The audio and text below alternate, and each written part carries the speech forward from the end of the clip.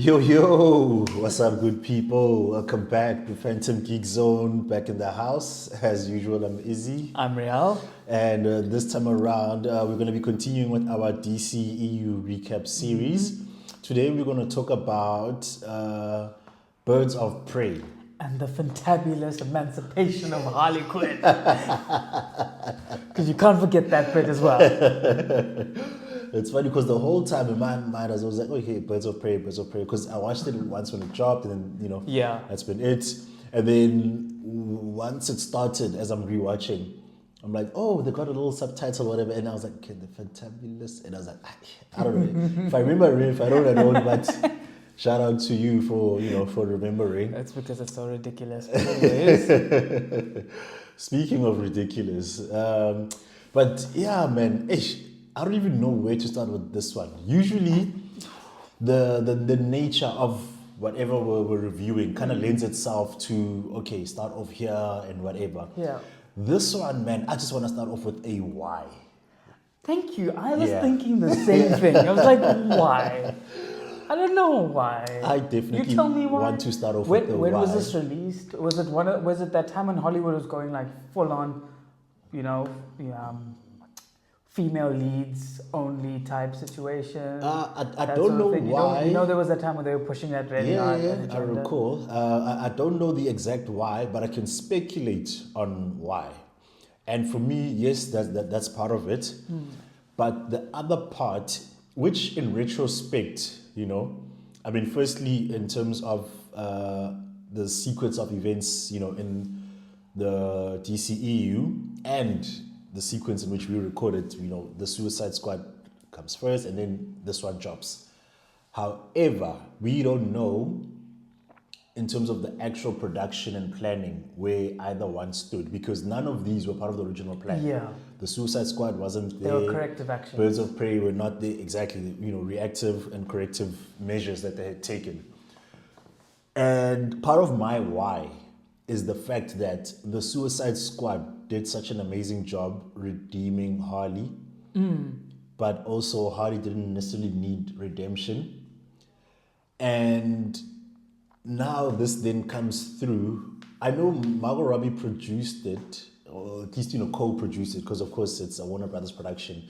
But I don't know who led the charge, who came up with the idea to say that this should be done. And in case it's not clear, by no means are we saying Harley doesn't deserve her own movie. It was inherently a waste of time, sort of thing. It's just based on the output that we got. It definitely raises the question of what were we even doing here? We mentioned that the Suicide Squad in that review, it didn't necessarily, fill or directly, integrate into the larger universe, but we know why it was made. It was to correct the mistake of, Suicide Squad, and they did a good job. This one, there's no clear why, and again, the execution was poor. That's my beef with it. And it also brings to mind that notion of, I mean, look, if you think of our disappointment in Wonder Woman 84, if you think of Suicide Squad, okay, fine, that was not necessarily a sequel, but it kind of brings to mind the notion of, does DC have a bit of an issue when it comes to following up on characters? When someone is introduced, there isn't necessarily an expectation. Sometimes there is, depending on, how big they are. Anytime you drop a Batman, Superman, of course. Yeah. But anything beyond that, I think we lean more towards, let's see what they're going to do with this. And that first one tends to be a pleasant surprise. And then it's like, okay, how do we keep going? And I think that's where they sometimes struggle, especially if you're talking about these rushed sequels, know. So, yeah, man, I think there was a bad rap around Suicide Squad. And then they felt as though, okay, Harley Quinn was a favorite. We unlikely to get Will Smith back. Let's cash cow. Let's milk this cash cow, which wouldn't have been an issue if they'd given us a better product. Yeah. That's pretty much, where I stand with this. And I suppose, needless to say, we're kind of on the same page. Yeah. Where that one is, I mean, Harley Quinn is in two, one was half world saving, the first one. And the second one, not really world saving, but again, these epic battles, so to speak, big missions and whatnot. And then someone was like, you know what else Harley should get? A street level movie. Yeah. And movies like this make me understand why, if you recall, Batgirl's movie was supposed to drop probably about 2 years ago now. It's been quite a while. Canned, eh? And they shelved a completed movie.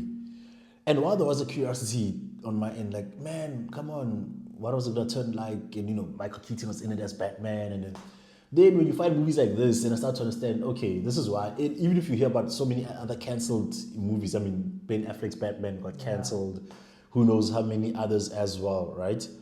It's a constant thing. But when you get something like this, I start to judge them less and less whenever they cancel or, shelve movies. I don't believe there was a whole theatrical, was it? No, I think it was a full-on release and everything, yeah. I definitely can't see it, having done amazing. But all of that to say, the actual why is still not answered, because at the end of the day, someone needs to sit down, watch the final product, and then decide whether or not they're going to release it.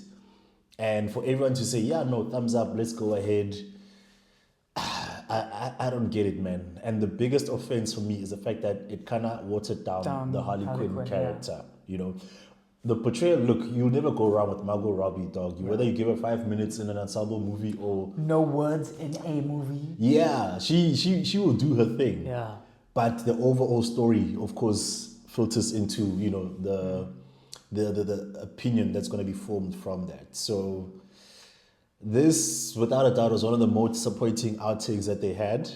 And yeah, it's also one where we just couldn't duck and dodge that elephant in the room. I wanted to definitely start off by just addressing it.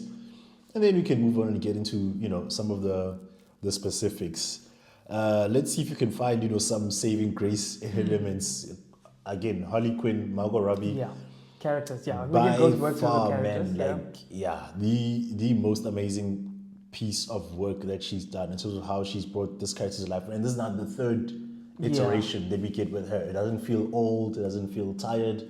You still feel the energy from her side. Yeah, because sometimes she enjoys it, yeah. Yeah, you watch these actors, you're like, you were dragged out of bed for this one. Or it's just the money that, convinced you to take this on. So, Stella on her part. Yeah. The rest of the ensemble, we had Rosie Perez, as the cop. Shout out to her, Did well, I guess. But I feel like it was just so, even like the Harley Quinn aside, the best parts of this movie was like a hard mid or a hard okay. I can't think of anything else being like great, spectacular. Maybe something jumped out towards... Ewan McGregor as Black Mask. I really enjoyed the portrayal. I didn't like that portrayal. I don't know if it was more of an acting choice or what. He felt almost goofy for me. No, but that's the point. It's psychotic to the point. It's goofy to the point of psychotic. But Harley Quinn is psychotic, but isn't goofy, which is kind of my point. Like how exactly it comes across, or at least how I end up taking it. Yeah, so for me, I wasn't too much of a fan. And I felt as though there was like some potential, man, with this dude, especially with how dark he was. I mean, peeling off the mask, talking about, some highlights, I definitely love that. Yeah, like yo, cut the face off. Y'all wait for it, And it wasn't like some weird little off-screen thing. Like they showed some of it, and then the guy will hold up the actual face as a little mask there. I was like, yeah, man, why not have him, do that a little more? Because other than that, what dark thing did he do? Aside from guns shot up here and... Or when he was in the club and he just told that lady, dance. You know what I mean? It wasn't a dark thing, but more of a power flex. Flex of the power. Cool. Power flex, yeah. Yeah, so for me, more of those dark and sinister scenes could have helped to balance it out. Because remember, everyone in that world, there's a reason why that lady listened when he said dance. Because people know, this guy, Black he's Mask. about it. Yeah. But as an audience member, I need to be shown a little more as well, So again, I love the scene with the the face mask and whatnot. I mean, the one lady was just on the verge of being, liberated, and it's like, what is that a stunt bubble? I changed my mind, do it, So and I was excited to see a little more of that. Didn't really come through. Before we get into the rest of the characters, I will say the action scenes I enjoyed. There was quite a few action scenes. There was quite a huge element of innovation in terms of how each one was portrayed. But yeah, we'll get into the specifics as we go along. Is it Casey now? That girl, the pickpocket. Cassandra. Yeah. Kane. She was actually pretty dope. Yeah. She was dope. She played the kid well. And not to mention being able to go toe to toe with Margot Robbie and just about anyone else who filled the screen. There was never a moment where her character felt small. Yeah. And I remember in high school I had this teacher who used to say, when it comes to acting, there are no small parts, just small actors. But she embodied it so well. Of course, the part was huge as well. But yeah, start to finish, I definitely saw, a lost little kid trying to find her way through this, dark and crazy world and all of that stuff. So she was, without a doubt, a huge highlight. There's also the Huntress, with Mary Elizabeth Winstead, I know the name. The face half looked familiar. She, Scott Pilgrim vs. the World. Damn, that's a hell of a throwback. Okay. Yeah, she's Ramona. She's the love interest. Okay. Yeah. And then any more recent stuff? Because I see her name pop up every now and then. I think she was in some revenge movie recently. A couple years back. Yeah. But yeah, I can't tell you. Okay. Because I was like, no, she's familiar. Yeah, she's been around. Didn't check out for the name, but when I hear it, I'm like, yeah, that's a name I definitely know before. I liked her story more than the character and the portrayal, because I feel like if anyone needed to be the dark straight man, if you will, They say this all the time, yeah. It was her. And then she had I am the huntress. I am the crossbow killer. Yeah, man. Because I don't need those insecurities. She was basically the Punisher, if you will, of this movie. And with Punisher, even after he had killed everyone, it wasn't like, oh, now I'm happy and smiling. Nah, man, the darkness is still within you, it consumes you. And with how shall we say, it wasn't necessarily gory, man, but just the level of tragedy that was in her, the scene where they kill her family. Yeah. Like, it was a firing squad. She's there, a pile of dead bodies. Her family members' dead bodies are falling on top of her. That alone will, of course, traumatize so many people around us. Even us, we've got our own little traumas where it's nothing compared to that.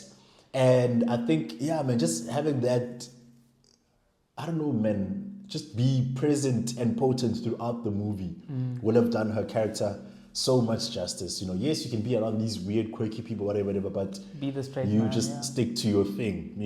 Even at the end, they reveal how it was Black Mask who was actually behind everything, or whatever. That could have been, where she takes it then to, from 100 to 100,000. But then there was this comedic thing, and then it kind of goes down a bit, and that for me, and even in terms of the story, it didn't really make much sense. Where, remember, Harley was like, whip me, when she was on the skates there in the streets when they were chasing Black Mask.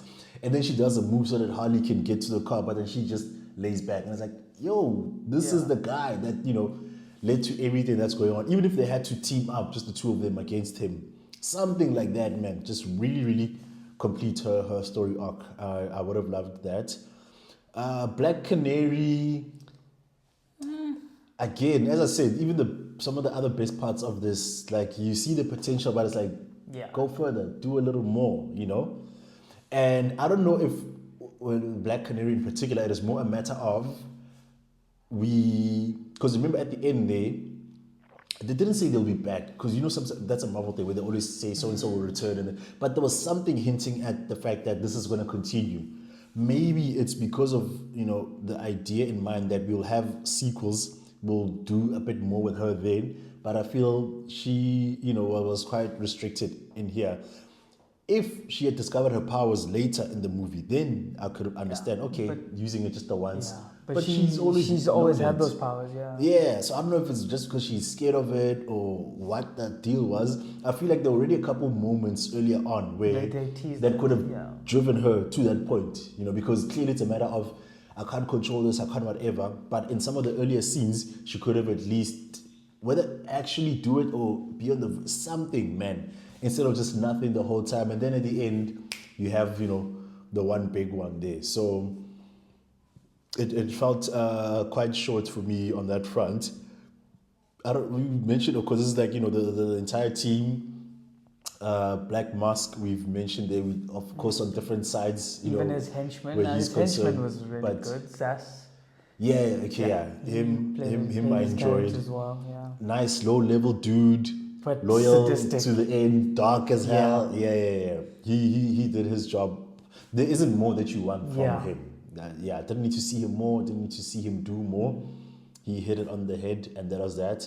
And I don't know, man. There was maybe a little too much of the police action for my liking, because with Rosie Perez's character, yes, she's a detective and all of that stuff, but focus on her, not the squad and the precinct and all of that. Like, it just kept going back and forth there. And then eventually she kind of just ventured on her own. So I don't know, probably their minds is, building the backstory and stuff. But for me, if the other elements are not on point, this is not going to be something that I prioritize on, So yeah, especially with her, they tease a lot.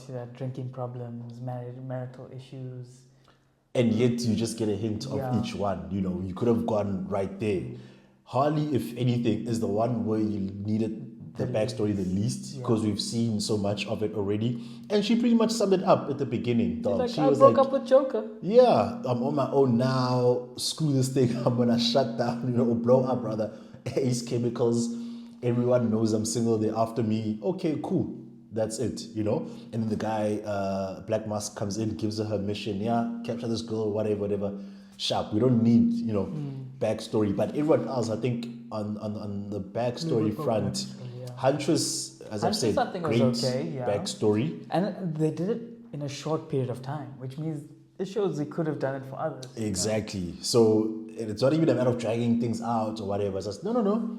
Show us what's going on here. Don't tell us, Canary, I think there was a whole thing. Was it the mother or who was it? There was a family member who used to sing for the guy before or something. Wasn't her mom? I think it was the mom. Yeah. But they just told us, that's same what with I'm saying. Cassandra as well, with her foster parents and fighting. I think if anything with her, she's probably the one other person where I'd say, okay, fine, telling us about the backstory would suffice there.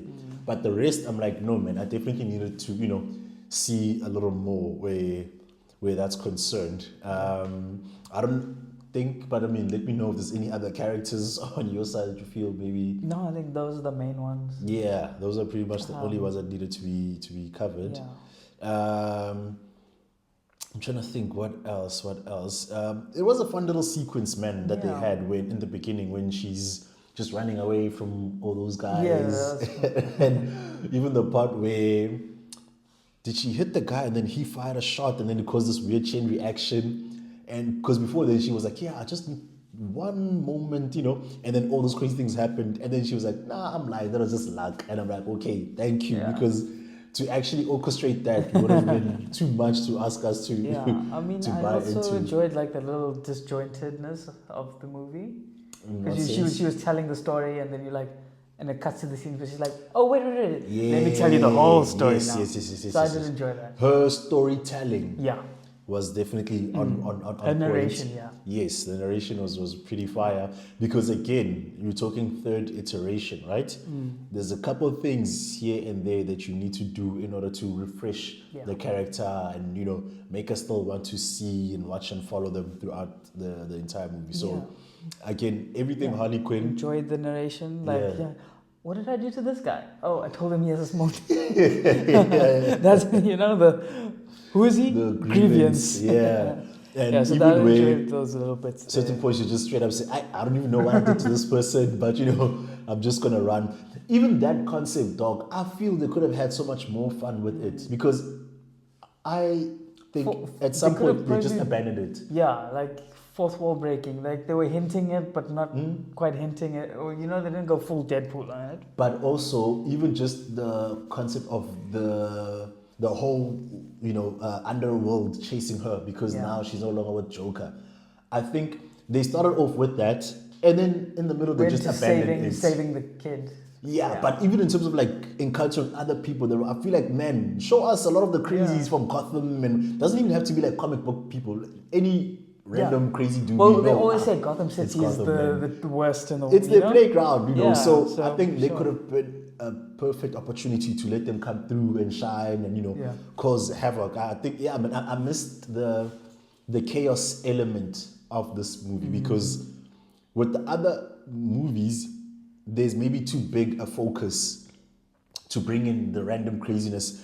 But here, they half lead into it and abandon it. So I'm like, no, man, make it a proper circus, go wild and crazy. That could have helped this movie to proper stand out because never mind what the main story is about, but just in terms of the world building, you could have at least looked at that and be like, okay, it's at least expanding a little further into, you know, Gotham and whatnot. And I mean, speaking of Gotham, I felt a bit of confusion as well. Like, oh, now we get like a light Gotham. Like, in what world has Gotham ever been light? You know, so that was such a weird choice in terms of direction for me. Yeah, I was like, no, man. Look, if maybe this is what they were trying to do. If you were trying to paint it more from Harley's point of view, there's a lot more that they needed to do in order to proper paint that picture. Because then I could have bought into it. I mean... Yeah, but I think if you look in terms of Harley, they had to go... They should have just gone colors. They should have gone abstract as well. You know? That's what I'm saying. Yeah. Like, make us believe that we're looking at this from her mind. It's that thing where they're like, you know, when poor people are among other poor people, they don't know that they're poor. In this case, it could have been like if crazy people are among other crazy people, they don't know that they're crazy. Which is why Gotham has always been dark, because we look at it from Batman's perspective a lot of the times. So with this one, it's like, no, if it's one of the people on the other side of the fence, they don't see it as dark. But to your point, the whole abstract thing, you know, more of, you know, whether it's flowers or animated imaginary friend, something they could have added. You know, that little hyena wasn't quite enough for me to make me believe that, oh, this is Harley's take on Gotham, hence it being light. That, I think, is something that they needed to be a little more explicit about in terms of how or why they chose to, you know, do this fun little tone. But yeah, I don't know, is there anything else in terms of what stood out for you, good or bad? I had something and then it escaped me. No, oh, yes. Lots of leg breaking. And like going down, like your legs are not supposed to bend that way. So I enjoy the little bit of violence with the leg breaking. The action scenes, dog. Like the action scenes were great. I really enjoyed the one at the circus where that at last the end scene. that little like, madhouse. Because it's like, okay, fine. It's you know it's by action, but the setting is different. Yes, you know? And the incorporation of the props and whatever is around you was pretty dope. Like those little high five thingies, you know, like hopping on it and making sure it slaps the guy that comes over that side. The seesaw and the mirrors. And, you know, it's a mirror. Mirror. I enjoy that quite a lot. Yeah, so I enjoyed the setting of that scene. I think other than that, not anything that really stands out. Now for me, to their credit, when it comes to the action scenes, there was a fair bit of creativity that was incorporated. Like even breaking out of the jail, didn't like the water sprinkler or something go off? And because she was busy hitting that board and going crazy on it, and nothing was happening. And then she's like, fine. Then she goes inside to the cells, and everywhere she walks past, everyone's like, Harley. She goes to the kid, and then as they're talking, the door opens. But then all the other doors open. It's like, oh crap! And then, you know, they had to hightail it out of there. Another one, which is just after that, there was like that storage evidence room or whatever that they were in. The crazy shit that she was doing with the bat, that was pretty dope. Like there was a part where she I think she hit it on the ground, then it hit someone, and then came back, and then she caught it, and the coordination there was and the choreography of that fight was pretty dope. So it's like, and with a lot of movies, what they do, of course, is you have your script. The director is responsible for the actors and, you know, the dialogue scenes and whatever. Then there tends to be a stunt coordinator for the action scenes as a separate thing. So sometimes the two, are one or whatever. Here it feels as though it was two very, very separate people, because the brilliance that we saw in there we didn't necessarily see in all the other scenes. It's like you get nice and creative in the fight scenes, and then when it's back to the real world, it's just the normal real world, where I feel it could have been a bit more kooky of a setting, whereas they put in a couple kooky characters and felt like, that's enough, so, because this was the one time, right, as far as the movies we've seen thus far, yeah, man, like, in all the others, I mean, even Batman v Superman and whatever, when we were in Gotham, it was just a little, and so this is like actually set in Gotham. The most screen time that Gotham has gotten.